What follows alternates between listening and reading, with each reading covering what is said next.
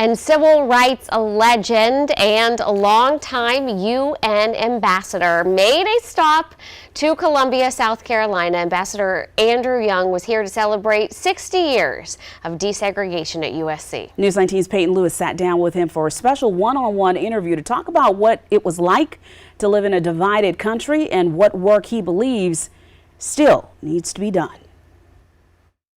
This Monday marks exactly 60 years of desegregation for the University of South Carolina, and to commemorate the occasion, civil rights leader Andrew Young is in town to celebrate. Now at 91 years old, not only is Young known for his activist work, but he's also served in Congress as a UN ambassador under the Carter administration and served as the 55th mayor of Atlanta. That's a nice way of saying I'm old. Young most famously worked alongside Dr. Martin Luther King Jr. in the 1960s during the Civil Rights Movement, and even traveled to the Charleston Hospital in 1969 to advocate for black workers to make the same wages as their white counterparts. Now in 2023, decades later, Young says he still remembers the fight for equality like it was yesterday. It's funny to put yourself back there, but it's really easy because we're not as far along as we could be. You are an icon, a legend in the civil rights movement. Your work with the movement, it was so pivotal and so monumental. Can you describe your experiences in that time period and how it correlates with what the students who integrated USC were experiencing just 60 years ago? In the Old South, we were leaving a lot of people out. Not only were we leaving black people out, but we were leaving women out.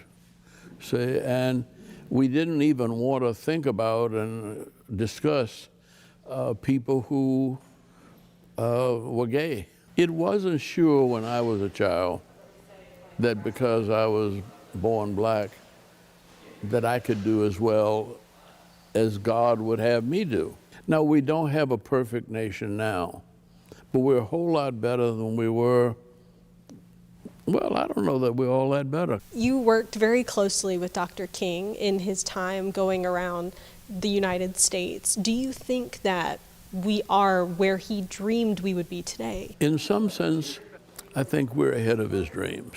But we don't have the perfect society that our founding fathers hoped for and prayed for when they were writing our Constitution. Where do we go from here then? What do you see for the next 60 years? Well, I think as divided as we seem, in times of war, Americans become a team. We are one team, one nation indivisible, with liberty and justice for all. And we go on day by day.